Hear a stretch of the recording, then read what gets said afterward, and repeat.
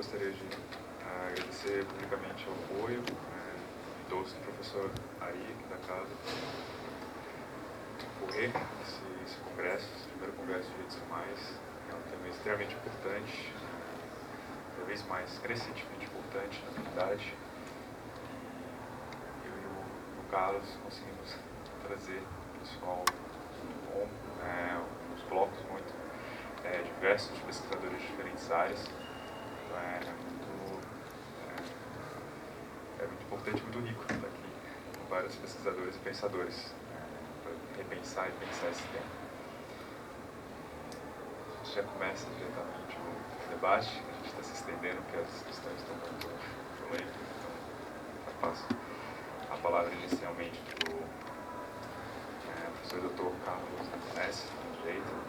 O título da fala será do direito de um animal à vida. O professor é filósofo, mestre, doutor em filosofia pela PUC, do Rio Grande do Sul. Foi pesquisador visitante na Universidade de Cambridge, Inglaterra, membro da Oxford Center for Animal Ethics e do corpo editorial do Journal of Animal Ethics, coordenador do Departamento de Ética Animal da Sociedade Vegetariana Brasileira. Dentre outras publicações, é autor do livro Ética em Animais, dedicou 2006. A palavra já do professor. Um agradecimento de praxe pelo convite da organização. É muito bom saber que a questão animal está sendo trazida para dentro da agenda acadêmica. Essa situação não é tão óbvia porque um evento desse teria que se mostrar a legitimidade disso. Se corresse há 5, 10 anos atrás, 7 a 10 anos atrás, falar sobre questão animal na academia seria visto com estranheza. Tem que se mostrar que há um estatuto próprio da questão animal, um estatuto acadêmico legítimo da questão animal. Ela não é subsumida dentro da questão ecológica, dentro da agenda ecológica, por exemplo, dentro da agenda de direitos humanos com extensão a animais. Ela tem um estatuto próprio. Então é muito bom ver que isso está sendo reconhecido dentro de uma universidade pública, tradicional como é a USP. O tema da minha fala, então, eu vou problematizar a questão do direito do animal à vida. É claro, eu defendo o direito do animal à vida, mas isso não é tão óbvio assim, tão intuitivo assim. Essa vai ser a minha abordagem hoje. Então, a ideia de que... o som tá bom, né? A ideia de que os animais devem ser poupados de um sofrimento que possa ser evitado não é considerada excêntrica nem polêmica para o senso comum. De fato, isso parece estar de acordo com o mais básico dos princípios morais que se possa conceber hoje. Por essa razão, a maior parte do que é ventilado no debate a respeito da ética do tratamento dos animais, esse recebe o nome curto de ética animal, né? Gira em torno da dor e do sofrimento que nós, humanos, infligimos a eles, os animais, por razões não suficientemente justificadas. Mas a fundamentação das obrigações concernentes ao bem-estar é tecnicamente distinta da fundamentação das obrigações concernentes à preservação da vida, à continuação da vida. Essa distinção filosófica implica uma consequência ideológica importante dentro do movimento de defesa animal. Ela separa, de um lado, a corrente bem-estarista, ou também chamada de reformista, e, de outro, a via abolicionista, ou a via dos direitos dos animais, direitos dos animais.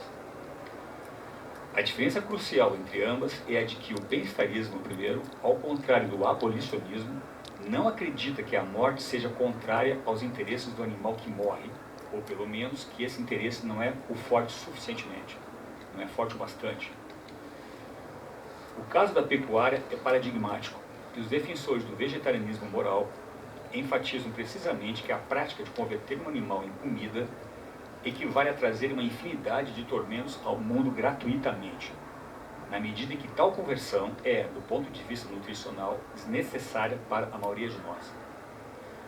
Nesse processo, não apenas as etapas que antecedem ao abate, que são o confinamento, o manejo, a marcação, o transporte, a castração e outros, mas o próprio processo de matar um animal também traz, na maioria das vezes, sofrimento à vítima.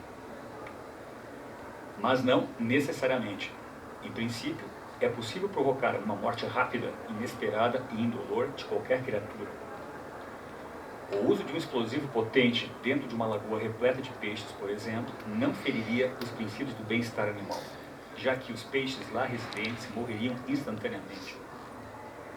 Outro exemplo seria a vivissecção de animais completamente anestesiados dentro dos laboratórios, ou ainda um abate humanitário por meio de uma superdosagem de pirospasmia de barbitúricos, o que traria uma morte tranquila e silenciosa para o animal.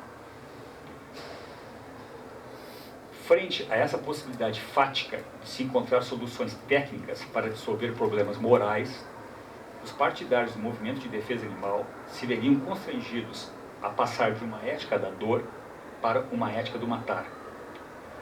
O desafio, em suma, seria contra-argumentar com aquele que não vê problema moral algum em matar um animal, se a sua morte for indolor e sem angústia.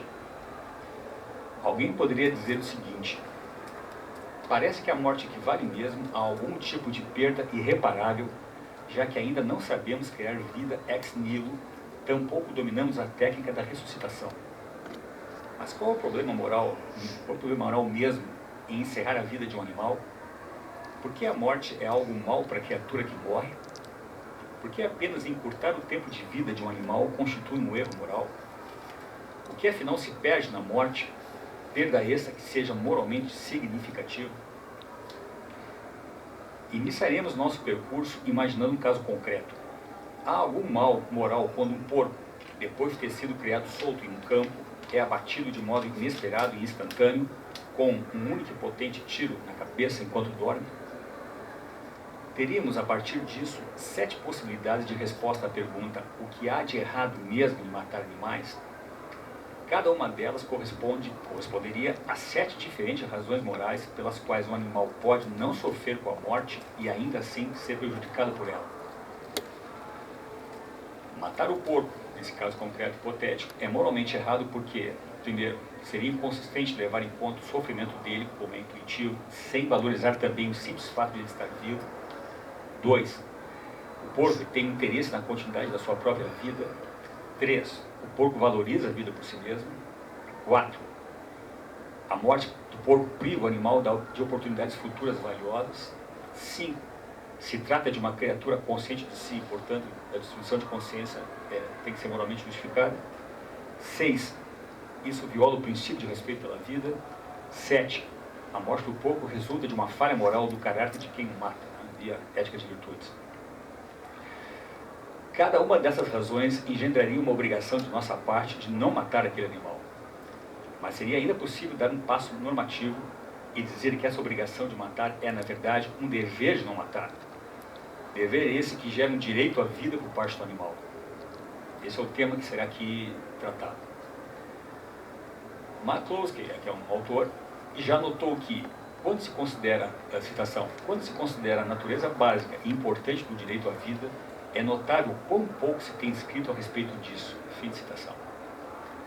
À primeira vista, o direito à vida parece ser o menos problemático dos direitos, tanto que, ao longo de um eventual debate para ratificar uma declaração ou uma carta qualquer em defesa dos animais, o direito à vida seria apenas mencionado como se não fosse necessário comentá-lo nem discuti-lo. A causa animal, como um todo, é vítima desse fenômeno. Isso acontece com os direitos humanos. Nos debates militantes da libertação animal, frequentemente parecem dar um salto argumentativo gigantesco, a saber, partem do fato de que animais têm uma vida para viver e chegam à ideia de que eles têm direito à vida. Alguns eticistas animalistas também parecem sucumbir a essa tentação, como Bernard Rowling, que, em um certo momento da sua obra Direitos dos Animais e Moralidade Humana, simplesmente pula da tese de que os animais vivos têm interesses em continuar vivos e em viver conforme sua própria natureza, seu próprio telos, para a conclusão de que os animais têm direito à vida. Vejamos a passagem que Rowling dá esse salto. Ele diz: se ser um ser vivo é a base para ser um objeto moral, e se todos os outros interesses e necessidades são atributos da vida, então o aspecto mais básico e moralmente relevante de uma criatura é a sua vida. Nós podemos sugerir por correlação que qualquer animal, portanto, tem um direito à vida. Fim de citação do Rowling. Note que, na citação anterior, o termo portanto está sugerindo que há uma dedução aí onde não há. A passagem de Rowling, que de resto não é o melhor exemplo de clareza e rigor filosófico, dá margem a uma discussão que tentarei demarcar a seguir. O ponto nevrálgico aqui consiste na suposta diferença moral entre 1. Ter a obrigação ou dever de não matar o porco, devido a uma das razões elencadas anteriormente, e 2. Violar o direito do porco ao matá-lo. É verdade que a maioria dos filósofos morais reconhece o nosso dever em não tirar a vida de animais, ou de certos animais pelo menos, caso não haja uma boa razão para isso, mas eles não reconhecem o direito dos animais à vida. McCloskey é um deles. Para ele, a ideia de que se precisa ter uma razão, uma boa razão para se matar um animal, é normativamente bem diferente e menos comprometedora do que a ideia de que esse animal tem direito à vida. James Rachels, que também é outro teórico, também já observou que dizer que alguém tem direito à vida é dizer algo mais do que dizer simplesmente que a sua vida é valiosa. A pergunta que cabe ser feita, então, em primeiro lugar, é o que está se querendo dizer exatamente com animais têm direito? McCloskey, de novo, suspeita que, frequentemente, aqueles que sustentam que animais possuem direitos não querem dizer o que estão afirmando. Eles simplesmente empregam mal a linguagem dos direitos para expressar sua convicção de que nós temos deveres importantes, rígidos e comumente negligenciados em relação aos animais. Outros que aparentemente querem sustentar que animais possuem direitos morais, sob um exame mais minucioso, parecem de fato querer simplesmente dizer que devem ser atribuídos direitos legais aos animais. Direitos legais à vida, a não se submeter ao sofrimento desnecessário e assim por diante. Se, quando falamos em direitos morais dos animais, estamos pensando em direitos legais a fim de abranger o que a lei ainda não protege, isso explicaria as incertezas e imprecisões quanto à aplicação do termo, já que posso pensar em direitos no contexto de uma teoria moral ou de um sistema legal. De fato, a maioria do que é escrito a respeito de direitos se trata de direitos legais, e muitos pensam que o discurso de direitos só é inteligível no contexto de leis positivas. O homicídio é considerado um crime, em primeiro lugar, e é somente a partir disso que pensamos que o indivíduo tem direito à vida. Mas é digno de nota que a apropriação da noção de direitos pela defesa animal apresenta um enorme potencial de gerar mal-entendidos ou mesmo sugerir situações futuras problemáticas. A mera ideia de que animais devem ter direitos pode induzir alguém a pensar que tribunais começarão a ter advogados defendendo o direito dos cães a passear e a cruzar com cadelas nas ruas. Outros podem ainda imaginar que os gatos terão direito de matar ratos, assim como os ratos terão direito de não serem mortos pelos gatos, e outras situações, à primeira vista, bastante confusas. Não se trata aqui de uma mera especulação sutil e irrelevante para a questão animal. Se um rato tem direito à vida, um gato não violaria esse direito no exato momento em que o mata, mesmo que o felino, não sendo agente moral, não tenha quaisquer deveres? Ou, ainda, a violação dos direitos dos ratos a viver autorizaria os humanos a restringir o direito à liberdade por parte dos gatos? Desse modo, fica a impressão para o público, para o senso comum, que o vocabulário dos direitos exigiria deliberações morais difíceis e de alta complexidade. De fato, grande parte dos debates a respeito de outras questões morais importantes, além da animalista, tais como aborto, eutanásia e pena de morte, também é conduzida em termos de direitos universais ou da violação desses direitos. Geralmente, nesses casos, apela-se para a concepção de direitos naturais. Em que consiste isso? São direitos fundados no que o ser humano tem de comum, nas suas necessidades e capacidades, e acessível às consciências individuais de qualquer pessoa. A ideia aqui, grosso modo, seria algo do tipo: já que os homens nascem livres, eles têm direito natural à liberdade. Essa concepção também alcançou a questão dos animais.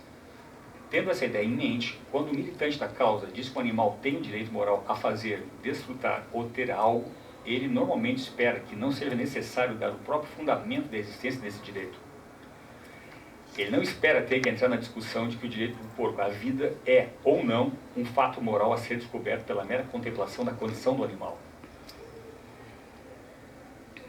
Tal razão explica parte da proliferação rápida e algo descontrolada da noção de direitos nas discussões morais contemporâneas, inclusive a animalista. Ainda que nesse debate o objetivo de todos seja de transformar direitos morais em legislação, A justificação de direitos é essencialmente ética e não legal. Para saber se há um direito legal em particular, devo apenas descobrir se há alguma lei que implique tal direito. Para saber se há um determinado direito moral, a tarefa é bem mais complicada. A pergunta pela fundamentação filosófica dos direitos dos animais, entretanto, nos obriga a investigar uma outra questão, que é logicamente anterior à primeira. Que tipo de criatura pode ter direitos, afinal? A resposta é: depende de como interpretamos o conceito de direito.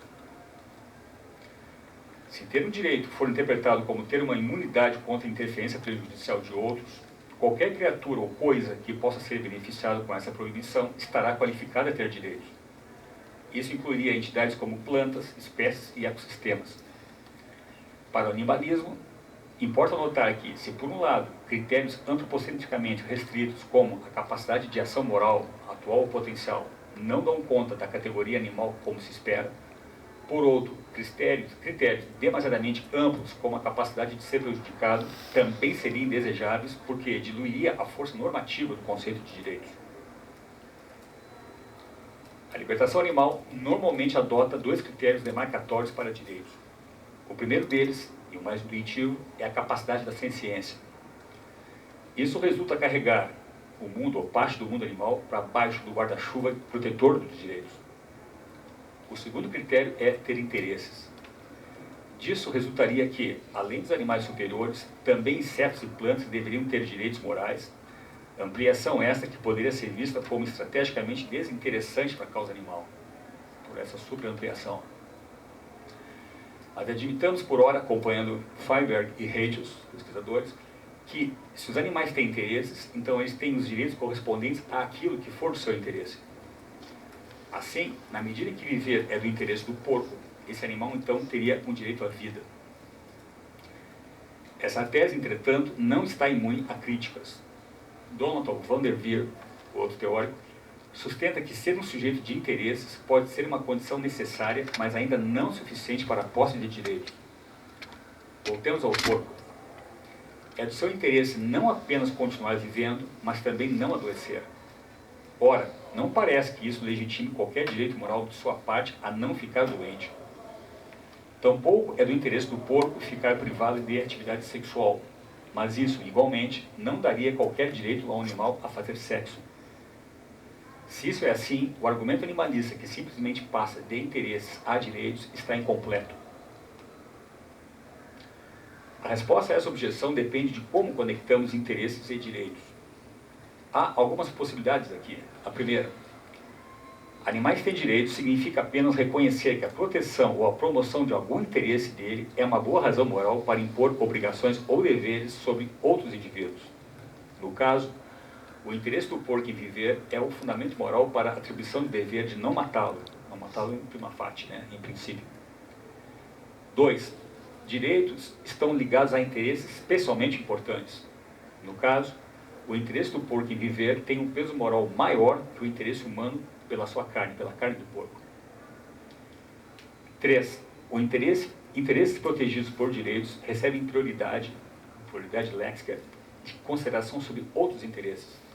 No caso, o interesse do porco em viver deve ser atendido antes do interesse humano em comer a carne de porco. Note que, apesar da noção de direitos estar tipicamente associada à corrente abolicionista em ética animal, a mera presença de uma terminologia de direitos não nos conduz automaticamente ao abolicionismo. Ou, por si só, impede cálculos utilitaristas. Vejamos. Se interpretamos direitos como aquilo que protege interesses comparativamente mais importantes, o interesse de viver do porco poderia ser sobrepujado pelo interesse de viver de um humano em estado de necessidade. E se direitos for interpretado como aquilo que protege interesses antes de outros interesses serem atendidos, isso ainda permitiria um utilitarismo de direitos, cujo princípio seria algo como: a ação moralmente correta é aquela que maximiza o atendimento de direitos prioritários e minimiza sua violação.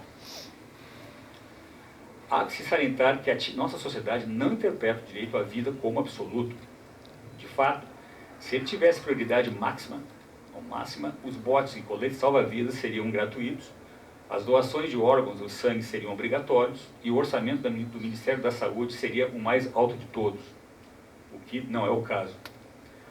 E se a sociedade confere uma proteção apenas em princípio à vida dos seres humanos, com muito menos razão, ela estaria moralmente preparada para atribuir um direito absoluto à vida animal. A investigação do significado e da justificação dos direitos dos animais nos levou à pergunta primeira: quem pode ter direitos, afinal? O segundo passo a ser dado seria enfrentar a questão de como justificar tais direitos. A Declaração Universal dos Direitos Humanos, de 1948, evoca o conceito de dignidade. O cardápio da filosofia moral, por sua vez, oferece algumas opções. Uma delas, já mencionada, é a ideia do direito natural. Existem princípios universais de justiça intrínsecos à natureza humana, cabendo às leis humanas apenas respeitá-los. Explicitada por John Locke, ela tem suas raízes nos estoicos na teologia. O sentido original dessa concepção pode nos parecer hoje estranha, devido a dúvidas epistemológicas sobre a alta evidência de leis morais ditadas pela razão humana ou por Deus. Deus esse que, por sua vez, também é objeto de dúvidas ontológicas. A noção de direitos naturais atualmente é interpretada em um sentido bastante amplo, como direitos que existem independentemente de quaisquer instituições ou da ação humana, ou de que outros indivíduos concebam tais direitos. Sendo decorrência apenas da natureza das criaturas, eles se estendem até onde vão as suas potencialidades. Entretanto, problemas metafísicos e epistemológicos em achar leis morais na realidade natural levaram os filósofos morais a conceberem teorias de direitos alternativos. O utilitarismo, como vimos antes, é capaz de acomodar direitos, desde que se entenda por isso uma proteção especial às necessidades e aos interesses dos indivíduos. Nenhuma modalidade de teoria utilitarista, entretanto, opera com direitos como um conceito-chave. Como tal proteção não seria dada em prol do bem individual de cada indivíduo, mas apenas como meio para maximizar a utilidade, os direitos de alguém poderiam ser atropelados se isso atendesse melhor aos fins da coletividade. Uma terceira opção seria uma concepção contratualista que, infelizmente, tem o conhecido problema da circularidade. O modelo já supõe os valores ou os direitos que pretende justificar. Uma quarta alternativa seria a perspectiva intuicionista. É digno de nota que a Declaração de Independência dos Estados Unidos, de 1776, diz que o direito humano à vida é, além de inalienável, autoevidente. Seguindo essa inspiração, diríamos que o dever de não matar um animal também é autoevidente. O que significa isso? Significa que não precisamos provar ou demonstrar isso, tanto quanto não precisamos justificar o dever de cumprir uma promessa, que também é autoevidente. Assim, não faria sentido perguntar pela fundamentação nesse caso, já que não podemos deduzir tais deveres de mais nada. Nesse momento, alguém militando no movimento de direitos dos animais poderia achar estranho ouvir falar de nossos deveres para com o porco, deveres esses que geram direitos por parte do animal. Ao ouvir isso, alguém poderia protestar dizendo: o raciocínio moral está invertido, os animais têm direitos, direitos esses que nos geram deveres. Isso seria bastante compreensível, pois enfatizar deveres humanos em vez de direitos dos animais reduziria, em grande medida, a força retórica do discurso animalista. Isso é reforçado pelo fato de que é muito mais atraente para nós, no sentido psicológico, pensar que animais têm direitos do que pensar que nós humanos temos deveres para com eles. Não é por acaso que proposições a respeito de deveres e obrigações parecem menos rigorosas, exatas e definidas quando comparadas com as formulações de direitos, com as seções de direitos. Nota-se a propósito que o principal articulador filosófico da ideia de que animais têm direitos, Tom Regan, não parte da tese de que animais têm direitos. Seu ponto de partida, em vez disso, é a noção de dever. O outro enquadramento teórico frequente em ética animal, o da igual consideração de interesses, também gera, em primeiro lugar, deveres dos agentes humanos e só depois direitos. Análises a respeito da correlação lógica deveres e direitos interessam aos teóricos do animalismo. Mas a libertação animal como movimento que tem como alvo principal alterar atitudes e comportamentos da sociedade no seu todo, estaria mais interessada na força persuasiva e mobilizadora das ferramentas conceituais disponíveis do que na sua plausibilidade normativa. Em outras palavras, importaria mais para a defesa animal valer-se do papel retórico do conceito de direitos.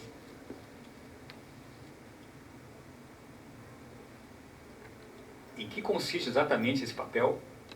Consiste precisamente em transferir a ênfase do poder do opressor, que tem deveres, supostamente, para a perspectiva da vítima oprimida, que tem direitos. Ronald Dworkin pode contribuir nessa questão. Segundo Dworkin, a proposição X tem direitos atua como se fosse um trunfo contra quaisquer ações que pretendam beneficiar o todo da sociedade. Ter direitos significa estar protegido das decisões políticas voltadas ao bem da maioria humana, no nosso caso.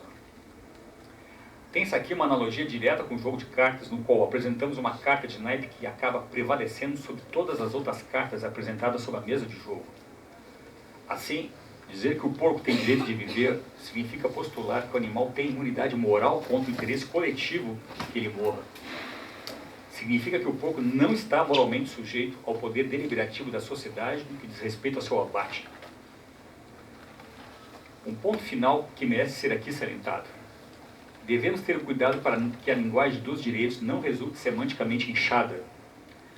Como observa James Griffin, se fôssemos aceitar que tudo que o ponto de vista moral gera ele mesmo são direitos, então direitos se estenderiam para ocupar todo o domínio moral, o que significaria inflar demasiadamente a linguagem dos direitos.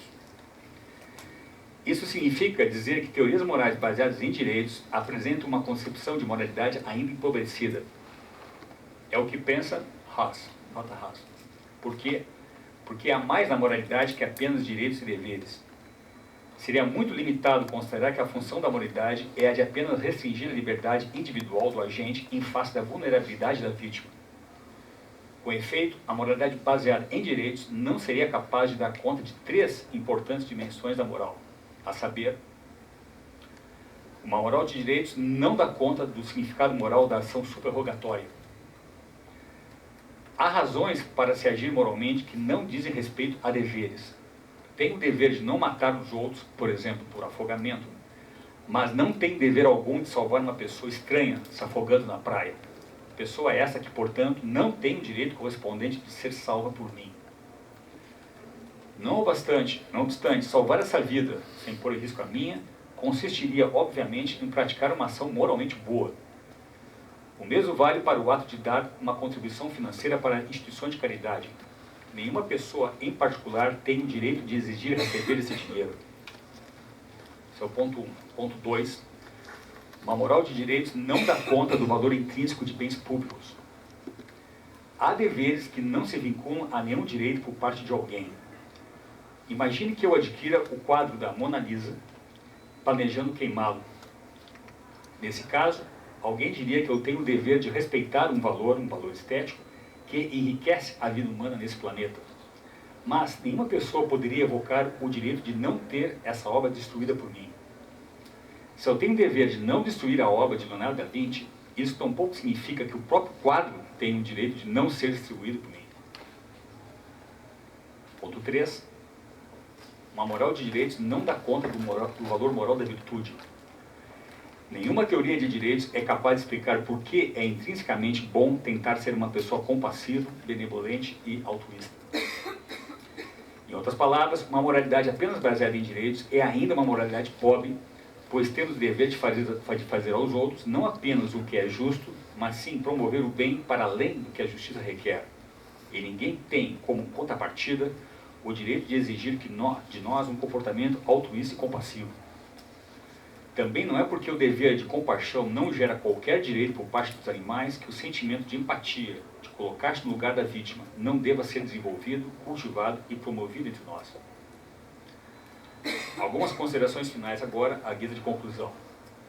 Como foi possível perceber pela discussão aqui desenvolvida, nem todos os filósofos acreditam que direitos morais existem. Nem todos acreditam que seu conteúdo é suficientemente claro.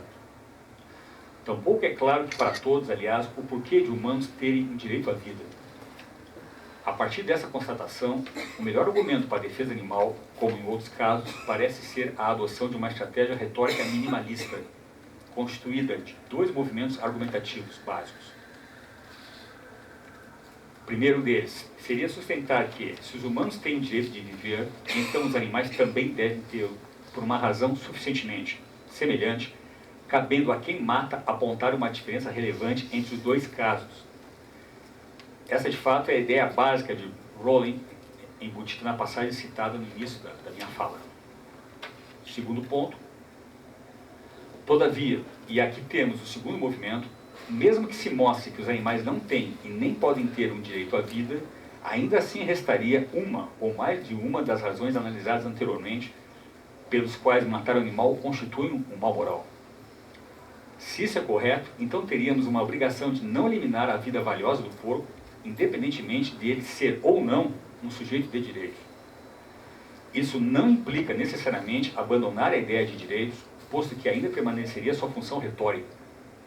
Neste caso, a sentença "o porco tem direito à vida" significaria não que a vida do porco é intocável, mas sim que aquele que deseja matar o porco terá o ônus de justificar a razão para encurtar a sua vida. A lógica aqui seria semelhante no caso humano. Primeiro, no sentido moral e legal, não se deve matar pessoas a menos que se dê em determinadas condições específicas. Condição em defesa própria, em atendimento ao interesse da própria vítima, quando a segurança de outros indivíduos é ameaçada ou quando um procedimento legal declara que a vítima é culpada de um delito, em caso de direitos legais. Ponto 2. Animais são igualmente passíveis de morte. 3. Logo, não se deve matar animais a menos que também se apliquem essas mesmas condições de exceção. 4. O ônus da prova a respeito dessas condições cabe a quem alega a existência. Obrigado pela atenção de vocês.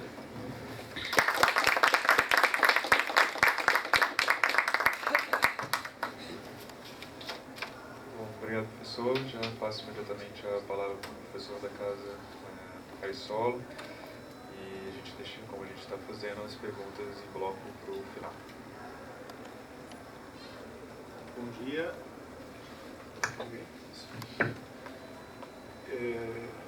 A minha área afixada no departamento é semiótica do direito antigo e semiótica do direito moderno no século XIX. Dentro da semiótica do direito antigo, eu sou um estudioso do direito bíblico. Num dado congresso de direito bíblico, eu conheci um professor que falou do direito das mulheres. Aí eu coloquei na Wikipédia, quando voltei ao Brasil, e vi que quando esse professor era moço, ele fez um voto de ser nazireu. Nazireu, segundo a Bíblia, são pessoas que são estritamente vegetarianas e não se vestem, não bebem vinho e não se vestem nada de animal, de pele de couro de animal. E aí eu fui descobrir que o pai dele fundou um movimento vegetariano radical dentro do judaísmo, e era um rabino ortodoxo e um filósofo da prestigiosa faculdade de Freiburg. Mas apenas eu guardei esse tema e eu não sigo muito a praxe judaica, mas eu conheço a teoria. Eu fiquei curioso porque eu sempre achei que o judaísmo fosse neutro em relação à questão do abolicionismo. E esse grande sábio era militante do vegetarianismo, era judeu ortodoxo. E aí me convidaram para a palestra, aí eu falei, eu vou falar sobre mística judaica, porque eu imagino que o judaísmo normativo não tem uma postura tão a favor dos direitos humanos mais como eu gostaria, mas a mística, sempre na mística a gente encontra uma saída hermenêutica. E aí eu descobri que esse nazireu, né, o pai dele era nazireu, ele traduziu um texto em 1903 de um rabino mainstream, de um rabino ortodoxo normativo, que era o porta-voz do judaísmo ortodoxo na Palestina. Ele faleceu em 1935 e ele fez um estudo sobre o direito dos animais à vida.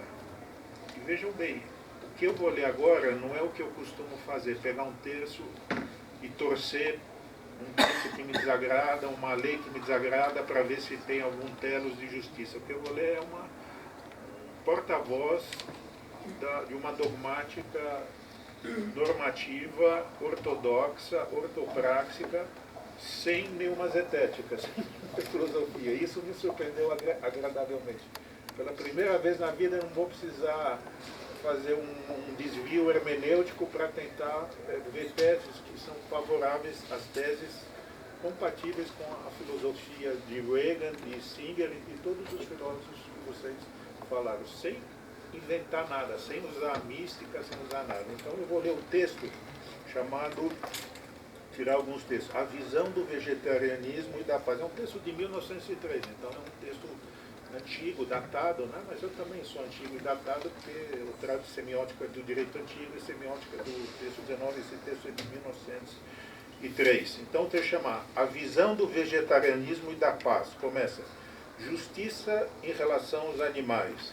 E aqui eu acho interessante porque em 1903 ele fala o seguinte, o progresso humano significa pay particular regard to the rights of animals. Aí no hebraico está mishpat, direito dos animais. Já em 1903 já se falava em direito dos animais. Aí o autor cita o fundador do Talmud. O Talmud é a lei oral judaica.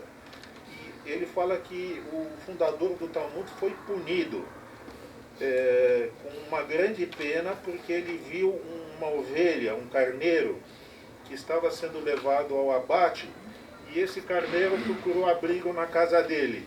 E ele disse para o carneiro, go, for this you were created. Que eu achei que era a postura normativa bíblica. Vai lá para o abatedouro porque é por isso que você foi criado. Afinal, você foi criado para servir os animais. O fundador do Talmud foi punido e ele só foi absolvido porque ele, uma vez, ele fez um ato de caridade para outro animal. Então, a postura ortodoxa, bíblica, não é isso, que o homem é superior e que os animais servem aos homens. A postura é o contrário, você tem que ter compaixão pelos animais, você não pode ser cruel aos animais. Não é abolicionista, mas me surpreendeu muito que, na visão teleológica e não hermenêutica da religião bíblica, o fato de não haver o abolicionismo é apenas um acidente de percurso. É isso que eu vou tentar mostrar agora. Para mim isso foi uma surpresa, eu agradeço a vocês por terem me convidado, porque eu achei que era o contrário. Eu achei que o vegetarianismo seria algum fringe radical que segue, não. O homem nasceu vegetariano e na época de paz, de justiça absoluta, o homem vai voltar a ser vegetariano. E só nessa época escura que nós vivemos é que o homem não é vegetariano. É isso daí que é a postura ortodoxa, bíblica. Meat was not permitted to the first human being. Gênesis 1:29. Quando Deus criou o homem, ele falou, me traga oferendas das herbs, das frutas silvestres. Ou seja, Adão foi criado. Isso daí é compatível com a visão hegeliana e marxista. Desculpa, não quero ter ninguém do Ministério Público para fazer confusão, mas é a visão, exatamente a visão dialética. Na origem do comunismo primitivo, o homem era vegetariano. Na sociedade matriarcal, o homem era vegetariano. Na sociedade burguesa, não. Mas no final da história, o homem vai voltar a ser vegetariano. A carne não foi permitida ao primeiro ser humano. Porque, e aí vem o fundamento teológico, que é compatível com a filosofia de Reagan e de Singer. A compaixão se estende a todas as criaturas e não só ao homem. O mundo foi criado, é um mundo de amor. Então amor não é só amar o próximo, o seu homem, é amar o próximo, os seus animais. Ou seja, quando o homem foi criado, toda a humanidade foi encorajada a já estar num nível moral elevado. E eu não sabia que para a Bíblia o nível moral elevado é o nível do vegetarianismo. E o nível moral vergonhoso é o nível em que o homem é carnívoro. O homem, a humanidade é encorajada a não derramar sangue para obter a comida. Ele foi proibido de comer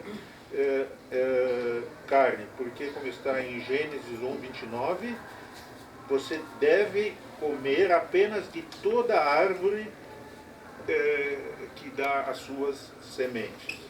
E aí é que vem a sociedade burguesa de que fala Hegel Marx. Quando Noé pecou, quando veio depois do dilúvio, aí a sociedade sofreu um rebaixamento moral que nós vivemos nessa época transitória. E aí a carne foi permitida. Aí Deus fala, assim como as ervas vegetais, eu te dou tudo. Mas o que é interessante é que esse rabino, que não é nenhum cara de New Age, ele é o rabino-chefe da Palestina em 1933, ele fala, mas o legado do vegetarianismo não deve se perder nessa época de rebaixamento moral. E aí ele explica um monte de leis bíblicas que eu não entendia o significado. Porque, ao contrário da Faculdade de Direito, se ensina a lei, não se ensina o significado, é importante para a gente entender o significado da lei, o propósito da lei. Agora vamos falar então, antes de falar dessa época de escuridão, como é que chama? Kali Yoga. É a Kali Yoga, nós vivemos na Kali Yoga, tá? Então, antes de falar da Kali Yoga, dessa época de escuridão, vamos ver como é que vai ser, e eu não sabia disso, que quando vier o que Hegel chama o fim da história, as pessoas voltarão a esse patamar elevado, porque no tempo messiânico vai haver de novo uma elevação espiritual e moral. Só que isso que eu acho interessante, porque é bem a visão bíblica. A visão messiânica não é a visão um futuro remoto. Isso daí está em Paulo, os cristãos primitivos. O futuro, a vinda do Messias, é o Kairos, é algo que você deve entreabrir a possibilidade no presente. Quer dizer, um congresso como esse, o primeiro congresso da Faculdade de Direito, é um congresso kairológico, porque já serve para essa elevação moral das pessoas, tá certo? Então não é um futuro remoto, é um presente que se abre para o futuro. Então vamos falar do nosso Kali Yuga, dessa época de escuridão. Existe sim a permissão para comer carne nessa época de decadência, mas como ele cita, eu acho essa uma das passagens mais lindas do profeta. Quando meu pai faleceu, o sacerdote falou isso e nada me consolava, mas isso me consolou. Ele falava o seguinte, em Isaías: o Senhor seu Deus, ele apagará, ele secará as lágrimas dos seus olhos. Isso tem um poema do Fernando Pessoa, muito lindo, do mensagem, a soma das suas faces, está lá na mensagem. Então, a postura que o homem tem quando ele colhe um animal é uma postura, ele tem que sofrer, ele tem que sentir vergonha. Isso que eu estou falando não é um fanático vegetariano, o que está falando é um sacerdote ortodoxo. Quando o homem tem essa concessão de, excepcionalmente, violar a natureza humana que é vegetariana, ele tem que ter vergonha, ele tem que ter compaixão pelos animais, ele tem que fazer isso em casos extremos. E é isso que ele tem que chorar. Tem uma história, isso não está aí, mas isso faz sentido. Uma história do fundador da seita racídica do judaísmo, chamado Baal Shem Tov, que era um curandeiro, era um cara bem primitivo, assim, desses que eu gosto, fazia milagres, e era médico e tudo mais. E ele viu um cara sendo uma garefa. Eu preciso falar isso porque, se você pegar minha árvore genealógica, infelizmente eu já falei para o Garrote, que também traz algo animal no nome, né? A minha árvore genealógica, desde 1700, eram todos magarefes. Então, infelizmente, eu tenho que conviver com essa vergonha. Então, o Baal Shem Tov, ele viu um magarefe que estava lavando a faca dele antes de fazer o ato horrível. Aí o Baal Shem Tov falou para ele: não é assim que se faz. Ele falou: como? Eu tenho que limpar. Ele falou: não, você tem que fazer o choro dos seus olhos, porque toda vez que você faz isso, você tem que sentir remorso, você tem que chorar. Então, o que fala esse sábio? Comer carne no Kali Yuga é uma concessão da parte da divindade. Enquanto que o coração do homem não está na justiça, né, aquilo que o Hegel fala, o fim da história, tá, direitos humanos universais, não tem o seu comportamento bom e justo, tem a sua má inclinação, tá, porque São Tomás também falou, a lei existe porque nós somos pecadores. É a mesma concepção cristã, a gente vive uma fase baixa, né? Então, que peccator sum, né? Se ninguém fosse pecador, não precisava da lei. É por isso que tem essa normatividade. Enquanto que não existe o conhecimento divino, enquanto que as pessoas não agem com justiça na terra, enquanto que a lei do vegetarianismo não está escrita no coração de todos os homens,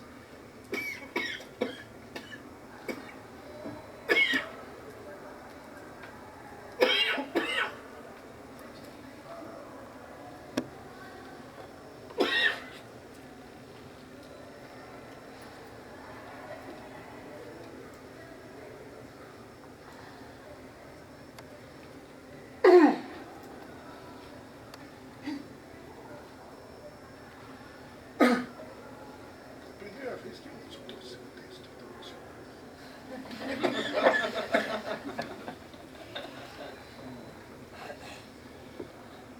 a gente tem que agir com caridade perante os animais, não pode agir com crueldade, porque esse é o mesmo princípio do São Tomás d'Aquino.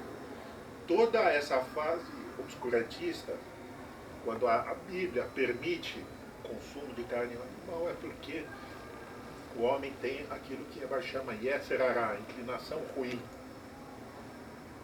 Isso vai sumir no fim da história, mas ele ainda tem essa inclinação ruim. Quando vier a época da moralidade pura e da paz universal, isso, sabia que era uma surpresa para mim? Eu não sabia que na época messiânica, que vem em breve nos nossos dias, todo mundo vai ter que voltar a comer animal. A única coisa que já tem aqui porco para 1 bilhão de muçulmanos e 16 milhões de judeus já tem direito à vida sagrada. Então é isso que eu vou falar. Nessa fase de transição ainda tem alguma coisa que não é tão... Quer dizer, para nós não tem dúvida que o porco tem direito à vida. Certo? Isso é uma coisa que não precisa de direito natural, Hobbes, Rousseau, isso daí.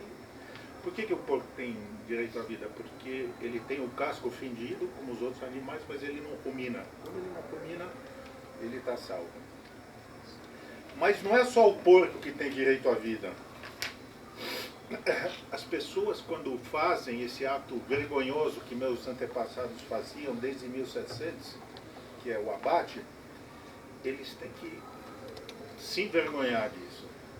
Então, por exemplo, depois do horrível abate, tem que cobrir o sangue do animal. Porque covering the blood of beast is a kind of divine protest against the permission to eat meat. Quer dizer, quando você cobre o sangue dele, Deus está protestando. Você tem que saber que Deus está protestando que você fez uma coisa horrível. Porque o seu estado da alma é corrupto. Assim também, além de não poder comer porco, você não pode comer carne, a gordura do animal. Tem um monte de leis ridículas da Bíblia que eu nunca entendi o significado. Nunca entendi, eu sempre achei que era tabu. Né? E nesse texto me esclareceu que faz sentido à luz da filosofia profundamente vegana da Bíblia. Eu nunca pensei que a Bíblia, eu pensei que a Bíblia fosse neutra, mas a Bíblia é profundamente vegana. Se você lê a Bíblia, só que você tem que ler dialeticamente, você tem que ler segundo a Trindade, o que foi o homem quando criou, o que é o homem nessa fase do presente, que é transitória, e o que é o homem quando voltar à sua natureza. Então, por exemplo, você não pode misturar leite e carne. Por quê? Você não pode misturar, essa lei a mais absurda que existe, você não pode misturar linho com lã. Eu nunca entendi isso. Daí é um tabu ridículo. Não, você não pode misturar leite com carne, você não pode misturar linho com lã, porque a filosofia é vegana, mas nessa fase de transição você tem que lembrar que a lã pertence ao animal e não a você. Então você deve evitar de tocar num animal, tirar alguma coisa, mesmo que não mate o animal, mas você não deve mexer com a lã do animal, porque nada, a vida do animal não pertence a você, e a lã do animal, mesmo que você não mate o animal, não pertence a você. Então essa é uma proibição que, vamos dizer, na dogmática bíblica não faz sentido, mas se você vê a finalidade da lei, ela faz sentido, e é uma de umas leis mais absurdas que tem. A lã é tirada do animal. Se você deixa de tirar a lã do animal, eu sei que para vocês abolicionistas que não têm essa visão dialética, não é satisfatório que esse rabino, que é um rabino ortodoxo, no sábado, ele não comia nunca carne, mas no sábado ele comia um pedacinho de frango. Eu sei que é um absurdo isso para vocês, mas estou dizendo que eu não sabia que a moral dele era uma moral vegana. Isso que eu não sabia. Para mim isso é uma novidade. Então ele falava que a lei que proíbe que eu vista um casaco com a lã do animal, o sentido dela é que eu já tenho que, nessa época do Kali Yuga, eu já tenho que estar preparado a voltar a ser vegano. Que a minha vida aqui é uma vida de um passado feliz e de um futuro feliz. Agora eu não consigo porque a humanidade, enfim, a humanidade é a humanidade, tá? Existe a compaixão refletida na proibição de você também comer animais que não foram abatidos, simplesmente que morreram e estão lá no campo. E são todas leis justas que preparam a época messiânica. Entende? Isso daí, quem abre o livro de Hegel, de Marx, sabe que isso daí não é uma utopia, isso é uma questão presente para nós. E é uma época, como diz Kant, da paz universal. E aí tem uma parte realmente de mística judaica. Eu achei que eu ia ter que dar palestra só para a mística judaica, falando da elevação das almas e tudo mais. Eu não sabia que a dogmática já era tão abolicionista. Isso daí eu agradeço a vocês, porque aqui eu não preciso torcer nada, eu só estou lendo o que ele está falando. Aí tem uma parte que entra na Kabbalah. Ele fala que o nível em que a vida animal chegará no futuro é o mesmo nível humano. Então isso daí eu sei que os filósofos, o Singer, o que condenam, porque infelizmente existe essa visão de uma hierarquia nessa fase atual presente entre o animal e o homem, né? No fundo é isso, o animal serve o homem, mas na origem não, e no futuro também não. Eu não sabia disso. Tudo isso é para preparar a igualdade de direitos dos homens e dos animais. Isso daí não é uma invenção, isso daí é dogmática bíblica. Tá? No futuro messiânico, os animais terão direitos iguais aos homens. Na origem, eles tinham os mesmos direitos que os homens. E essas leis transitórias é para preparar essa humanidade relaxada a se adaptar ao futuro. E aí me faz sentido uma visão messiânica que eu sempre achei que, como eu tenho todos esses vícios, né, Hegel, mais etc., eu achei que tinha a ver com o socialismo e com a paz, mas não, tem a ver com o vegetarianismo. E a grande profecia de Isaías é que na época messiânica, Vegar Zevin Keves, a vaca vai morar com o cordeiro. Com a raposa. Eu sempre achei que isso era a época de paz universal. Não, mas tem a época em que eles vão viver, eles vão morar, eles vão ter direito à vida, ninguém vai mais mexer com os animais, porque eles vão estar no mesmo nível que os homens. O que me deixou encantado com isso? Eu sabia, né? Eu dei o nome do meu filho Walter Benjamin porque eu acredito que a gente vai viver numa época de paz, de justiça social. Mas eu nunca pensei que para a Bíblia, paz e justiça social, direitos humanos universais, é direito dos animais. Nunca pensei. De fato, não tem socialismo sem direito dos animais, não tem direito das mulheres sem direito dos animais, não tem direito das minorias sem direito dos animais. Por quê? Porque the cow and the bear shall graze, the young shall lie down together. Todos os animais viverão em paz. Isso daí não é só a questão não vai ter exploração econômica. É porque ninguém vai tocar, ninguém vai tirar o pelo e ninguém vai matar os animais.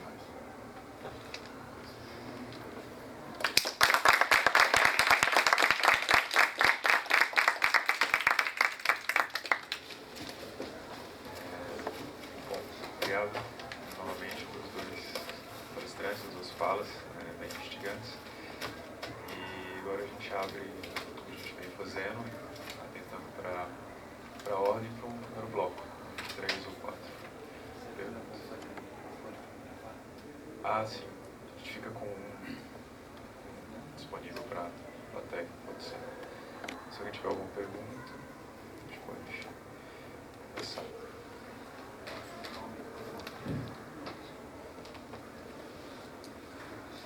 Deve falar no microfone, porque a gente está gravando.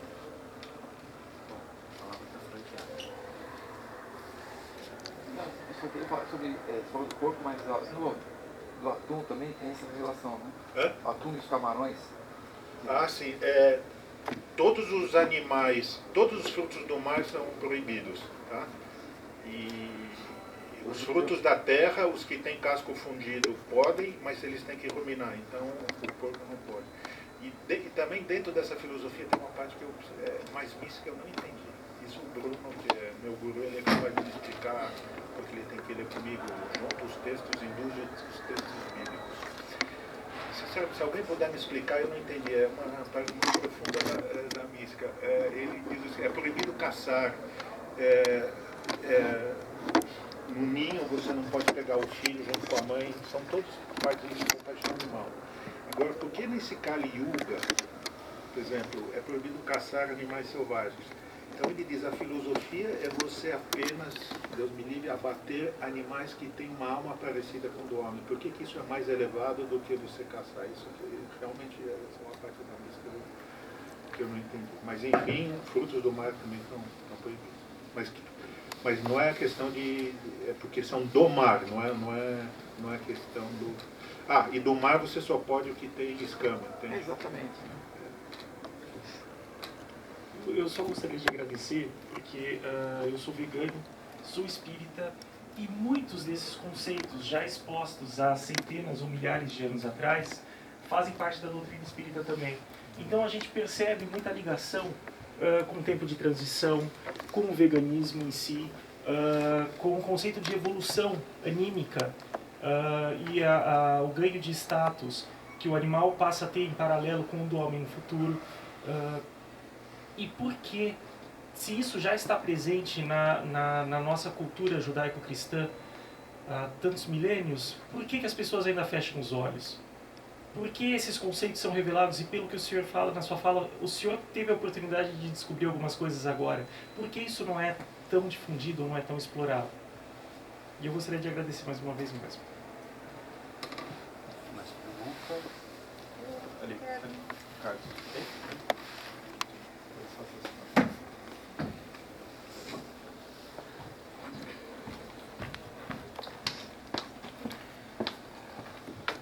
Bom dia.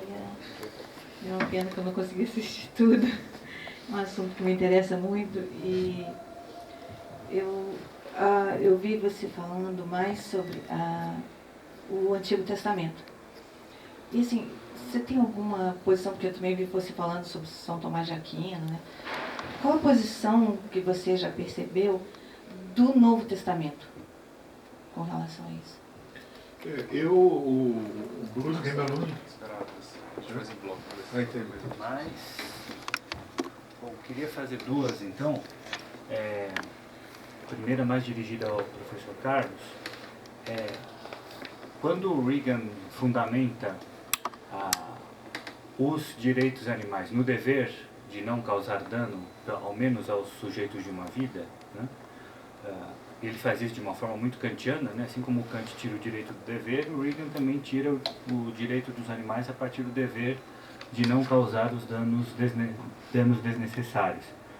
Quando ele faz isso, em que medida ele não incorre naquele problema de fundamentar o dever de não causar dano? Porque se alguém pode sofrer dano, se os animais sujeitos de uma vida podem sofrer dano, por que eles podem sofrer dano? Por que isso é ruim? Qual seria uma outra justificativa que não o direito que eles têm de viverem a vida de sujeito de uma vida, né? E como articular esse dever de não causar dano e o direito dos animais numa moldura, numa métrica que não seja uma métrica contratualista, né? O senhor falou brevemente que o contratualismo seria redundante, né? como tratar isso num outro tipo de métrica.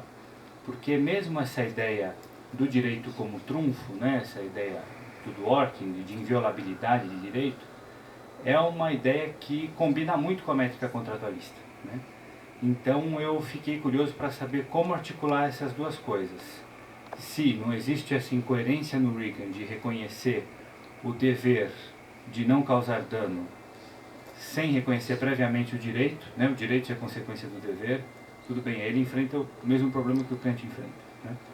E de outra forma, como articular isso fora de uma métrica contratualista, já que é a métrica contratualista que é comumente usada para quando se fala de direitos invioláveis, né? Quando se fala de inviolabilidades. E para o professor Ari, gostaria de perguntar como essa exposição se articula com aquela ideia comumente dita, né, de domínio dos homens sobre os animais que está na Bíblia. Seria uma ideia de domínio como função, né? Quer dizer, e fazendo a ponte, né, que a Fátima perguntou com o Novo Testamento, seria aquela ideia de quem quiser ser o primeiro dentre vós que seja o último, né, que seja o primeiro a servir, ou seja, não se valer do domínio para explorar, mas se valer do domínio, o que eu sei mais do que o outro eu vou usar para ajudar o outro, né, não para explorar o outro, né? Então, como essa primeira parte do Gênesis, né, do domínio do homem sobre as criaturas, é usado sempre para justificar um raciocínio do tipo might makes right, né?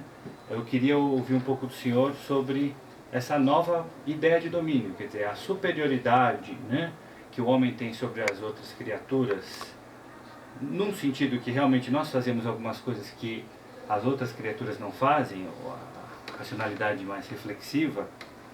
E é claro, o pássaro voa, mas a gente não, eles também fazem coisas que nós não fazemos. Mas essa vantagem que a gente tem, como que ela pode ser lida dentro dessa tradição dogmática judaica que o senhor trouxe? Obrigado. Mais alguma questão para a gente fechar o bloco? Por hora.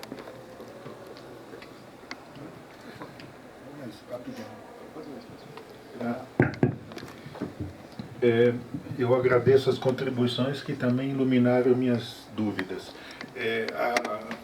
O Gênesis 1:29, que manda o homem só comer ervas, vem depois dessa suposta direito dos homens a uma hierarquia em relação aos animais. Mas o fato de depois aparecer o comando, vocês só devem comer ervas, indica que, como você falou, é um droit fonction, não é um direito subjetivo, é um dever que você, mantidas as diferenças, como você falou, diferenças físicas, diferenças naturais, mas você não deve se prevalecer e abusar o seu direito. Eu acho que essa sua interpretação é perfeita. Eu fiquei muito também contente de saber que na religião espírita, que é uma religião que eu acho uma das mais bonitas e éticas que tem, intuitivamente corrobora essa ideia de uma historicidade dos hábitos alimentares, e que essa fase ruim que nós estamos é uma fase meramente transitória, porque existe como diz Hegel, o homem caminha em direção à liberdade, não caminha para trás, ele caminha para frente. Então, o telos da humanidade é voltar a ser o que ela era nas suas origens. Aí a pergunta, mas por que as pessoas... Está escrito na Bíblia que é assim, né? Está escrito 1:28, né? Come ervas, não come animais, por que as pessoas... Então, isso... Eu tenho um rabino que é também da linha do Rav Kook, que é dogmático, né? Mas ele é dogmático, mas ele ensina o dogma com humor. Então ele sempre, no final da prática dele, ele fala que venha logo a época messiânica, que é essa época de justiça social, mas não muito logo, para a gente não ter que nos desfazer logo dos apartamentos no Guarujá. Quer dizer, as pessoas, no fundo, não querem a época messiânica, as pessoas querem o seu conforto, querem viver a Kali Yuga. Ninguém quer sair Ninguém quer se preparar para Todo mundo quer o status quo. E é isso mesmo. Então, é mais fácil você pegar a Bíblia e ver o 28, o 29 e não ver o 28. Porque aí, como ele falou, você vive segundo a sua inclinação do mal. As pessoas preferem viver segundo a sua inclinação do mal. Não querem ter essa pedagogia de toda vez que come uma carne sentir, chorar e ter vergonha. E mesmo que não deixa de comer a carne, mas não percebe que um dia ela vai ter que voltar a ser uma pessoa justa e correta. Tem ninguém quer isso, todo mundo quer, né? É fogo de chão, não sei como é que chama. Só antes de responder a pergunta, o colega mencionou, segundo essa filosofia, a filosofia aqui no Talmud ou no Gênesis, não é filosofia, é teologia, né? Filosofia tem como marca, por definição, universalização. Então, dizer que o porco tem que ser preservado porque não rumina, está anos luz de filosofia. Só uma marcada, né? Vamos deixar bem claro o que é fundamentação teológica de filosófica. Então, eu acho que isso é importante. Segundo, só para elencar alguns pontos que me ocorreram, eu posso hierarquizar valor de vida humana acima da animal e mesmo assim ter uma proibição a comer o animal. Posso ser vegetariano hierarquizando vida. Logicamente, não há problema nenhum nisso. A maioria dos filósofos morais fazem isso, animalistas. Riga faz isso, Singer faz isso. Toda a coleção de filósofos animalistas faz também. A minoria achata valor. Ainda assim se defende o vegetarianismo, ainda assim se proíbe o uso de pele e outros abusos, né? Agora, em relação a sua questão, mencionaste o Reagan, especialmente o Reagan. Não é danos necessário. Isso é utilitarista, né? O Reagan, respeito ao valor intrínseco que qualquer sujeito de vida tem, e o tem por igual. Então, respeito pelo valor do animal. Então, tem um significa o quê? Não tratá-lo apenas como meio. Não é Kant. Kant, porque Reagan separa agente de paciente moral. Kant sobrepõe. O sujeito moral quem é? O que tem autonomia moral, né? Dar-se a própria lei. Aí sim, um contratualismo pode brotar daí. Não é contratualismo aqui, né? Não tem fundamentação contratualista nessas obras clássicas de vegetarianismo moral e filosofia animalista. O contratualismo na área significa assim: olha, o animal é um sujeito social que responde a nossos sinais sociais. Portanto, há uma comunidade. Contratualismo ou comunitarismo, né? Então a gente já está num ambiente social entre nós animais, porque a gente trouxe o animal da natureza, da selva, para dentro do convívio humano. Portanto, daí se infere obrigações. Mas isso não é contratualismo que tu mencionaste, né? Não é Reagan. Mas qual que é a métrica do Reagan? Então? A métrica do Reagan é isso. Olha, eu percebo o animal e vejo que ele tem autonomia. Ele escolhe o que quer fazer, ele vai atrás do que o beneficia, como nós fazemos. Ele não usa o aparato intelectual para justificar isso, mas isso é um detalhe. Ainda busca o que lhe beneficia. Por exemplo, a vida e viver bem. Olha, eu posso dizer que ele é o sujeito de uma vida, no sentido que ele não é objeto, não é coisa. Bom, se isso é assim, ele tem um valor por ele mesmo. O intrínseco, ele chama, né? O inerente intrínseco, ele tem valor por ele mesmo. Eu tenho que respeitar isso, né? Eu não posso atropelar esse valor. Bom, se eu tenho que respeitar isso enquanto dever, ele tem direito. Essa é a estrutura lógica do argumento do Case of Animal Rights. Então o direito seria prévio. O direito do animal seria prévio ao dever, então? Não, eu tenho o dever de reconhecer o valor do sujeito de qualquer vida, animal inclusive. Pronto, se eu tenho esse dever, a correlação é direito. Mas por que eu teria esse dever com relação a ele? Porque ele tem, todo sujeito de uma vida, por ter essa autonomia prática de buscar o que ele quer, ter memória, ter consciência, buscar o que beneficia, há um valor aí. Há um valor aí. Isso é premissa do argumento. Se disser não, o sujeito de uma vida não tem valor, aí ele vai dizer, bom, vai ter que me explicar por que isso não se aplica na condição humana. Ou seja, é um sujeito de uma vida que tem valor, mas isso não implica, prima facie, um direito desse sujeito de uma vida. Só implica um direito por causa do dever. Exatamente. Quem pula, essa é a apropriação ligeira, rápida, feliz do ativismo, né? Ativismo engajado, ativismo acadêmico, né? Pessoa que consome literatura acadêmica peso pesado animalista, que que já tem seus 40 anos, então é uma área não é recente, né? Enquanto o tema de ética prática, né? Tanto quanto é recente aborto, eutanásia, pena de morte. Tá? A apropriação ligeira é essa. Se o animal é um sujeito de uma vida, ele tem direito. Não, não é esse passo. Tem que passar pela minha obrigação de explicar por que eu estou tratando o sujeito de uma vida apenas como meio e não como fim. Ah, mas meio como fim está lá na fundamentação do metafísico dos costumes. Opa, é neo-kantiano isso. Não é neo-kantiano porque a distinção entre agente e paciente. Em Kant não tem. Sujeito e paciente são o mesmo, né? Sim. Então acabou com... Não é Kant, nem neo-kantista isso. Mas O Reagan, o que ele fez? Se apropriou dessa ideia. Respeitar um sujeito significa não tratá-lo apenas como meio, mas como fim. Isso não torna a visão contratualista nem neo-kantiana. Em Reagan, o problema é Reagan, né? Em Reagan não trata isso. Não se decora. Tu vai ter que mostrar, isso não é Reagan, é outra coisa. não, é Reagan que é a minha preocupação. Então isso não é Reagan. Reagan não faz isso. Mas quando eu falo da estratégia kantiana, seria de partir do dever para reconhecer, não partir do direito, mas partir do dever. Sim, Reagan também Assim faz como isso. Kant faz. E Reagan? Nesse sentido que eu falo Ah, de sim, similaridade, né? sim. Não reconhece primeiro o direito, reconhece primeiro o dever. Primeiro dever. Né? É bom tu trazer isso porque isso é frequentemente esquecido pelo ativismo acadêmico, né?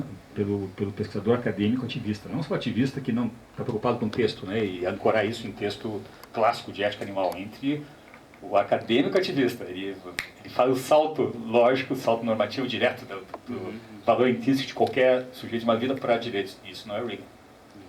Isso não é um bom ponto aí. Ótimo, obrigado.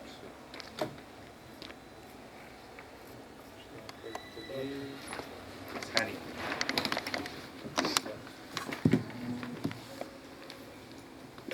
Não, eu falo sem microfone mesmo. Consegue guardar? Consegue gravar? Acho que não pega não. Não, né? Por favor, se puder. Microfone fóbico. Bom dia. Eu tenho uma dúvida pro Carlos. Daria para comparar a questão do valor intrínseco da vida ser por causa de ter interesses e preferências com o princípio da sacralidade da vida? Você poderia fazer para mim um paralelo ontológico assim? Mais alguém?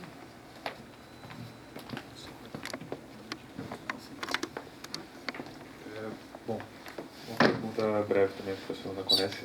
Não sei se o professor se identifica ou simplesmente expôs a questão do intuicionismo. Gostaria que explicasse um pouco mais sobre isso, porque, enfim, a ideia do intuicionismo é interessante, né? Enfim, daquilo que é, enfim, intuitivo, autoevidente, né, como trazido pelos norte-americanos, mas ao mesmo tempo também, como se sabe, o que é intuitivo, o que é autoevidente também é construído historicamente, né, enfim, o trabalho do filósofo é justamente, às vezes, trabalhar, pensar sobre aquilo que outrora era intuitivo e não era, enfim, ou entender princípios, digamos, subjacentes e latentes em uma sociedade, às vezes até para trazer eles e levar a um patamar de integralidade, né, que é justamente o que o Dworkin pensa, né, como sendo um trabalho primordial do filósofo. E professor, ali só para mais talvez explorar a questão que para mim é interessante de a questão dessa era, né, dessa fase da humanidade em termos de procedimentos, né, porque me parece umas interpretações de alguns rabinos que é justamente entendendo que o homem digamos, de um modo fraco, moralmente, ou acomodado, talvez, moralmente, cria-se, então, pelo menos, vários procedimentos para dificultar o máximo possível o uso da carne, inclusive a questão que o professor trouxe da lana. Então, vamos dificultar o máximo possível para o homem, justamente, ao agir procedimentalmente, criar essa consciência, né? É tão custoso e ver que tem um motivo pelo qual é custoso, né? Para trazer essa consciência pelo procedimento, né? Talvez isso desperte um pouco mais e facilite uma compreensão crítica, né? Para não ser tão fácil, né? Então, talvez isso pode ser finalidade, digamos, desses procedimentos, às vezes estranhos, bizarros, mas talvez seja isso, o fim, né? Começa você agora. Eu escolho meus orientandos com essa capacidade. Eu falo uma coisa de uma maneira um pouco tortuosa, ele formulou exatamente o que eu quis explicar para vocês. Então, é exatamente isso. Nessa fase de transição, onde a moralidade não é tão alta como vai ser e como foi, existem procedimentos para tornar praticamente impossível o consumo de carne animal. Então, um dos tratados do Talmud se chama do abate ritual. Ninguém consegue seguir esse tratado. Então, para você, é praticamente impossível. Tá?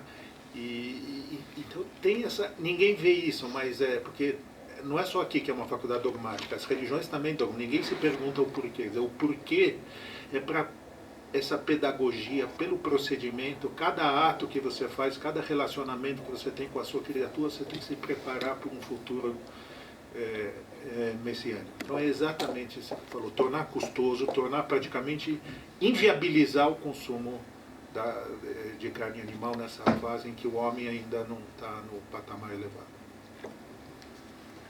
Respondendo, começando pela última, intuicionismo é problemático no sentido de, claro, tudo que é autoevidente hoje não foi autoevidente há 4 séculos atrás, mas ainda assim é uma ideia boa, né? Eu acho assim, por que é boa? Porque a estratégia para a defesa animal, para a ética animal, para o direito animal, é dizer o que é autoevidente, historicamente ou não construído, para o caso humano, a transposição para o caso animal. Aí o ônus probante é de quem critica a transposição da autoevidência humano-animal. Não é, olha, é construído, portanto, vamos problematizar isso, né? Esse é o ponto da estratégia, a transposição dos dois domínios, humano e animal. Se tu apelar para a autoevidência, tu vai ter que dizer por que a transposição é falha. Agora, tu quer criticar o intuicionismo como enquanto Ross, né, aí outra história. Mas bom, aí vai sobrar para a condição humana também, né? Tu vai dizer por que a vida humana, por que a escravidão não é conventiva, por que não é... Na época da Bíblia, a escravidão não era evidentemente ou auto-evidentemente criticada. Não se via como escravo algo completamente absurdo em termos morais, né? Claro, a construção, mas não é esse ponto. O ponto é, transpõe. A ética animal apela para a transposição. Por quê? Porque tu vai ter problemas para criticar isso a partir da condição humana e não do animal. Transfira o ônus da prova partida. É uma estratégia que retoricamente defensiva, né? De inversão transprobante, é minimalista, bom, porque tu vai ter que desconstruir muita coisa, vai pagar um preço filosófico muito alto para atacar a posição da ética animal. Essa posição que eu adoto e muita gente adota, né? Não é partidos, é fazer uma construção imune, ex nihilo, ou que está ancorada em grandes autoevidências que podem ser criticadas, transpõe. Esse é o primeiro ponto. Segundo, respeito pela vida. O que caracteriza um ser vivo? O esforço ativo e autônomo em viver. Uma planta faz isso. Não precisa de nossa ajuda. Uma barata faz isso, não precisa de nossa ajuda. Um porco faz isso, não precisa da minha ajuda. E o ser humano faz isso, não precisa de ninguém mais para ajudá-lo nesse esforço em viver. Esses 4 defendem a própria vida. A planta defende como? Usando uma sensibilidade bioquímica.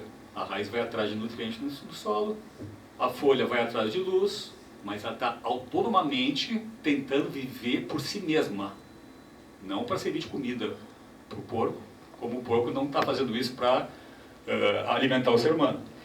Bom, então tá, a vida é caracterizada pelo esforço autônomo, permanente em continuar vivo. O que eu respeito pelo respeito pela vida? Esse esforço. Por que eu tenho que obstaculizar esse esforço? Eu vou ter que justificar isso, né? Eu vou contrariar o esforço de qualquer ser vivo viver por tais razões pretensamente justificáveis. Eu vou ter que aduzir razões para dizer, eu vou contrariar o interesse da planta, do peixe, da barata, da mosca, do porco e de ti em viver. Isso que se respeita quando se respeita a vida. Então, ok, mas isso aí é o assoalho moral. Só que a planta usa recursos de sensibilidade bioquímica para isso. O que faz o porco? Usa ainda toda a sua bioquímica para dar conta desse fato e mais a senciência. O porco tem reações emocionais a tudo que afeta, que provoca sofrimento e dor. Eu, ser humano, tenho a minha bioquímica, que faz eu identificar um fogo como quente e puxar minha mão. Eu tenho reações emocionais a tudo que me afeta, a que me ataca. E eu tenho minha racionalidade, que vai me ajudar nisso, né? Mesmo que a racionalidade diga assim, meu esforço por viver vai ser o esforço de viver, meu valor supremo é enquanto mártir. E aí eu vou fazer o quê? Eu vou me matar. Eu vou procurar a morte. Aí eu vou contrariar o esforço consciente pela vida autônoma. Mas ainda assim é uma vida que tem um símbolo, é abstrata, tem outro valor que a planta não tem, a barata não tem e o porco não tem. Acabei de hierarquizar a vida aí, né? E ainda sob a concepção de respeito pela vida. Então, respeito pela vida não implica achatamento de valor de vida. Porque tem duas objeções básicas à noção de respeito pela vida. Uma delas é, bom, então eu vou ter que respeitar bactérias, não vou poder lavar com detergente o meu banheiro, eu não vou poder sair daqui caminhando porque eu vou matar algumas centenas ou milhares de micro-vida na forma de inseto. Como é que eu faço para viver se eu tiver que respeitar a vida? Eu vou paralisar. Eu não vou poder manter o estilo de vida humano, tal como o estilo de vida humano é, se eu pensar em respeitar qualquer vida. Não, eu posso entender esse esquema lógico que eu acabei de expor e ainda assim lavar com detergente, tomar bactericida e sair caminhando aqui sabendo que eu vou matar milhares de animais. Né? A microfauna eu vou matar, caminhando. E vou matar enquanto eu acordei até dormir hoje. Então eu posso ter respeito pela vida, hierarquizar a vida e ao mesmo assim dizer, vai ter que provar por que o esforço autônomo, ativo e permanente em um ser vivo, uma criatura viva, continuar a viver, pode ser atropelado. Essa é a noção do respeito pela vida. Albert Schweitzer, né, é o principal nome em respeito pela vida. Isso é 1930, 35. Há outros, essa linha foi bem desenvolvida, há outros teóricos que trabalham com respeito pela vida de uma forma mais sofisticada, com o princípio de hierarquização. Mas assim, eu acho que o que está no assoalho do respeito pelo animal é respeito pela vida, sim, que pode ser hierarquizada.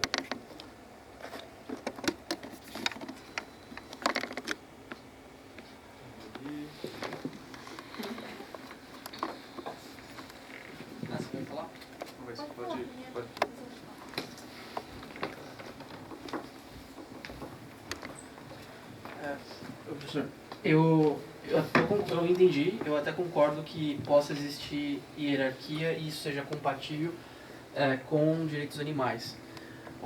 Minha dúvida é qual é o tipo de racionalidade que inclui os humanos, exclui o porco, usando o exemplo específico, e a gente não entra naquele exemplo do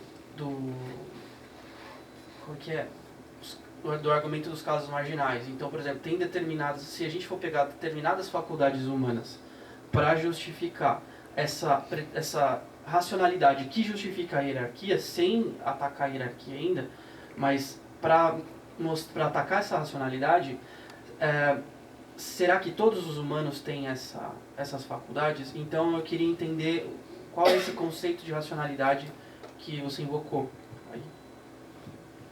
Deixa eu ver. O que quer fazer isso?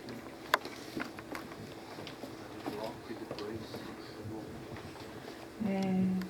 Nossa, muito bom ouvir essas coisas e ir crescendo nisso, né? Eu acho que essa questão da hierarquização, eu acho que isso ainda vai ser muito debatido e muito pensado. Eu, pelo menos, acredito numa coisa mais igualitária. E acho que a gente vai ter uma revolução de maneiras de viver, inclusive para aceitar a barata e o rato em determinadas situações, que não envolveriam mais questões de zoonoses, por exemplo. Igual nós precisamos ter a pílula para a mulher, Eu acho que, né, infelizmente, historicamente é necessário hoje castrarmos nossos animais domésticos. Eu acho que virão outras soluções para que a gente consiga viver num ambiente comum. E eu não sei, eu achei interessante talvez colocar isso, porque é tão bom ver um pensador e que tenha coragem de se colocar assim, e de mergulhar mesmo pensando, porque eu acho que esse ainda não é, o seu pensamento ainda não é um final, mas é muito bacana em termos de provocação, sabe, de crescimento. Apesar de eu não achar correto, porque eu acho que a gente ainda vai chegar numa coisa mais igualitária, mas eu acho que isso ainda precisa ser muito pensado.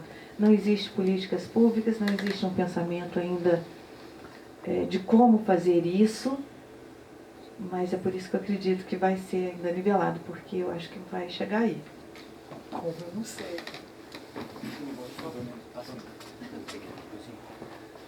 Só articulando a ideia do respeito pela vida com o princípio da vedação do dano do Reagan, né? Então a articulação entre esses dois para o Reagan, pelo que eu entendi, seria, e aí eu volto a clarificando um pouco a ideia do dano desnecessário, né? Que o senhor falou é utilitarista, mas o dano necessário que eu causo ao alface, né? Ao trigo, né? À soja, né? Digamos, é um dano necessário porque eu preciso viver de alguma forma, né? Nesse sentido que eu falei de dano necessário. Eu não preciso matar o frango, não preciso matar o boi, eu não preciso dos produtos da vaca, da galinha para viver, né?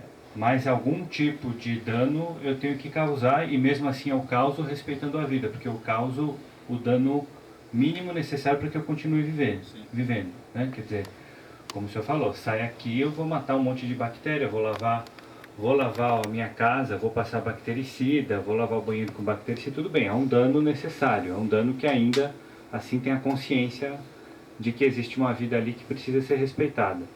Mas eu preciso daquela vida, eu preciso, né? Seria nesse sentido, né, articulando um pouco melhor a questão do dano desnecessário.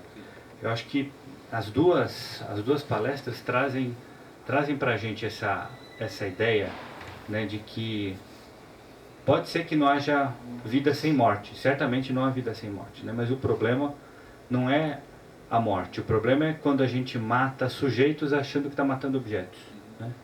Se a gente tem a consciência que está matando sujeitos, né, esse é o início para se pensar se esses sujeitos devem ser mortos mesmo, né?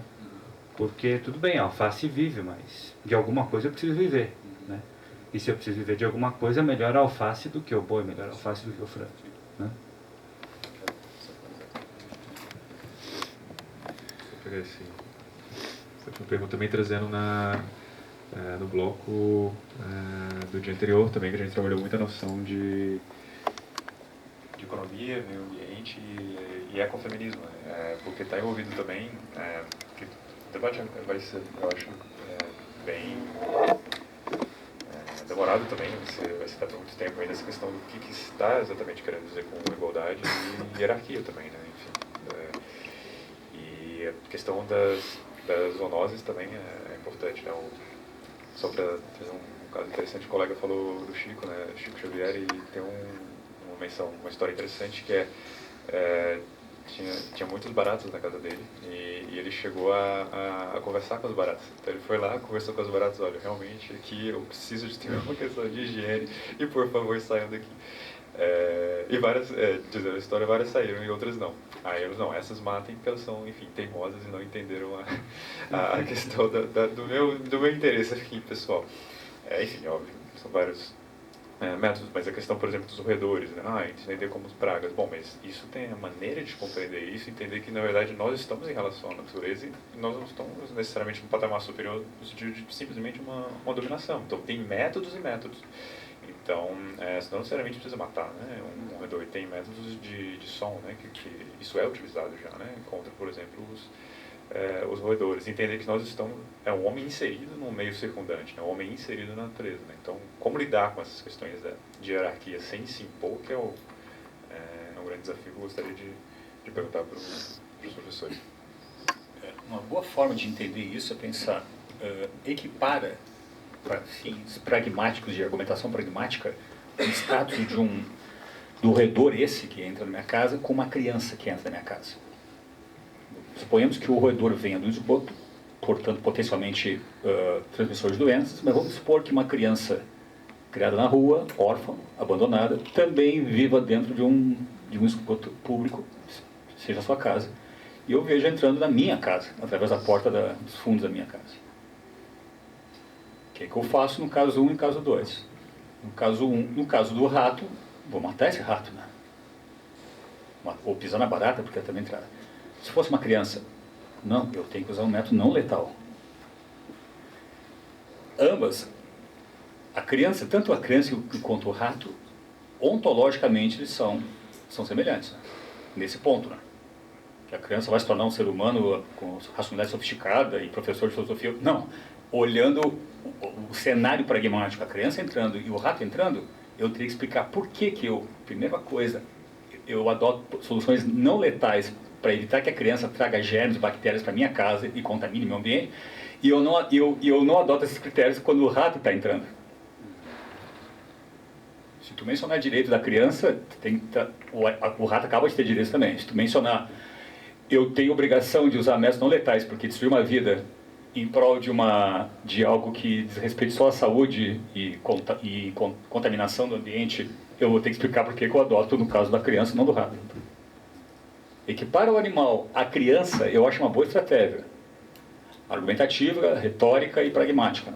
Não é tanto de fundamentação, né? Mas eu sei como critério de procedimento de tomar decisão. Eu acho uma boa maneira de fazer isso. Suponhamos que a criança seja órfã, que não tenha a polícia te vendo, vamos qualificar o cenário para eliminar o que não é relevante, né? Esse é o primeiro ponto. Sobre a racionalidade, não confunde a racionalidade filosófica que propõe um modelo de compreensão de uma filosofia da natureza.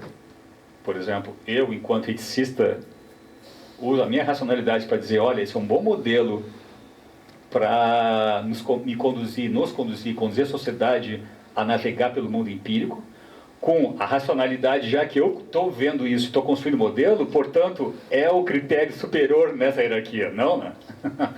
São dois esforços diferentes, né? O meu modelo eu uso a racionalidade para construir um modelo filosófico que poderia, não é o caso, mas poderia usar que a racionalidade não é um valor superior no meu modelo. Por exemplo, a vida igualitarista, valor igualitarista da vida. Toda vida tem o mesmo valor. Não mencionei racionalidade, mas ele vai perguntar, mas quem é que está moldando esse modelo? Não é o sujeito racional? Sim. Qual é o problema? Nenhum, né? Logicamente nenhum. A gente tende a confundir as duas instâncias, entende? Eu posso criar um modelo, inclusive, de ética ambiental dizendo assim, é negócio que a humanidade se extinga. Porque, por exemplo, estamos destruindo o universo. Por que fazer um livro de 400 páginas para argumentar isso? Para dizer, mas é uma contradição, né? Está destruindo a racionalidade abstrata, através da racionalidade abstrata, sim. Não é contradição. É estranho, mas não é contraditório. Só não confunde isso, né? A vida, concordo contigo, é o assoalho moral. Eu posso ter esse assoalho a partir do qual eu não consigo mais baixar, né? Eu piso. A partir desse assoalho eu posso começar a construir esse modelinho por acumulação de capacidades, acumulação de valor, mas ainda é o assoalho. Tu vai ter que explicar por que eu estou matando a barata ao invés de tirar a barata da minha sala. Por que eu estou esmagando essa mosca ao invés de simplesmente afastá-la em cima do meu pão. Entende? Enquanto assoalho funciona muito bem. É como eu defendo, né? A vida é o assoalho moral. A partir disso, tu pode acumular coisas nessa mobília. Mas ainda é valor da vida como assoalho, né? E eu acho que animal, vida e morte. O problema é ver o animal de modo inapropriado. A gente está vendo o animal como coisa. Coisificando o animal. O animal não é coisa. É sujeito. Se tu calibrar esse olhar dizendo que o animal não é coisa, 90% do esforço filosófico já está feito. Aí só falta calibrar, refinar o modelo. Mas se tu disser, não, o animal não é coisa, porque ele age no mundo, de modo autônomo, ele vai atrás do que ele quer, ele faz isso por ele mesmo, não depende do humano para isso, pronto, tu já calibrou esse olhar de uma maneira muito boa, e é impossível daí tu começar a dizer que fazer uma filosofia anti-vegetariana, ou uma em favor de circo, ou em favor de disecção, que não é necessária. Então, isso é importante, né? Eu posso só fazer um adendo? Eu não sei aqui se, quando são da parte de direito ou somente protetores, que é o meu caso.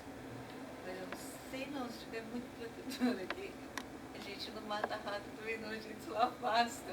Sim, eu não mato, eu também não mato rato, não mato barata, não mato mosca, nem mosquito. Eu posso fazer isso então, mas o que significa isso? Porque para tu eliminar uma vida, tu tem que mostrar por que a tua vida está em risco. Se a única forma, é famoso estado de necessidade, eu estou no meio da deserta, sem coqueiro, eu vou ter que pescar, vou ter que matar, né? Mas aí entra até na questão humana, se vem um outro e vem me atacar. Exatamente, só que a questão vegetariana, estamos falando em vegetarianismo como dá conta de 99% da vitimização animal, não é animais errantes, é comida. São 5 mil animais mortos por segundo, né? Isso é 99,999 se fizer a conta.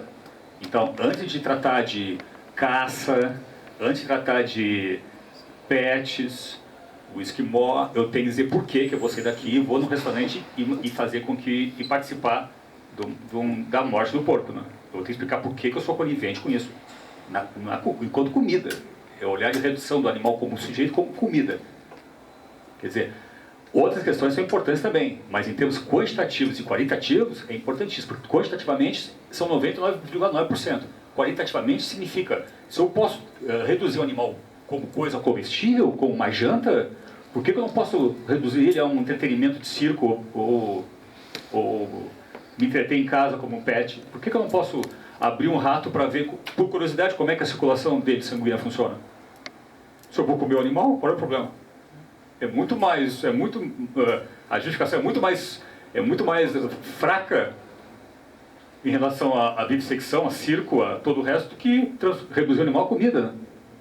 Sendo que não é necessário, não estou numa ilha, imagina, não estou num... Entende? Então, a questão vegetariana, ela é inescapável. Eu, como objeto de pesquisa, não porque eu sou vegetariano e quero eu mesmo dar estofo para a minha idiosincrasia, não. Porque se tu concede reduzir o animal como comida, é muito mais fácil conceder o resto, né? Além do aspecto quantitativo, estatístico, né? Que é 99,99999% do caso de exploração animal, de óbito animal, de vitimização do animal. Então, cuidado para não ficar contornando e usar o animal como categoria abstrata, o animal como faz parte da ecologia, o animal como, olha, época de trevas. Não, o animal é reduzido como comida, e isso agora, nesse instante, né? Não precisamos trabalhar com outras questões que são importantes, mas são menos prioritárias do que a questão vegetariana.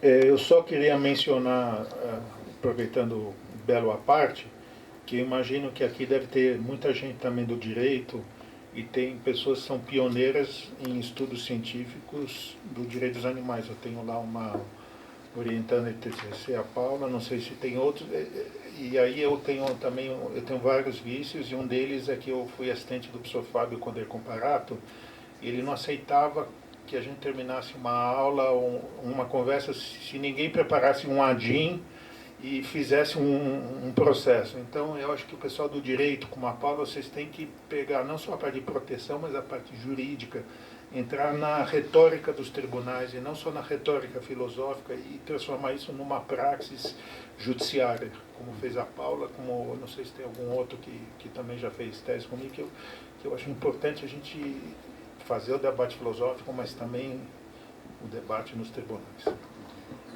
Justamente o próximo bloco, que vamos ter advogados e procuradores aqui, que vão justamente falar sobre aspectos, intervenções práticas, no sentido jurídico do termo. E já convido, já vou finalizando, e já convido para daqui a um intervalo de rápidos 15 minutos, teremos a advogada Sandra Limani Lopes, a doutorada Fernanda e o procurador do município de São Paulo, José Roberto. Então a gente finaliza, agradecemos muito as intervenções e também a banca e a mesa. E é isso. Então a gente tem uns 15 minutinhos e a gente já volta. Obrigado.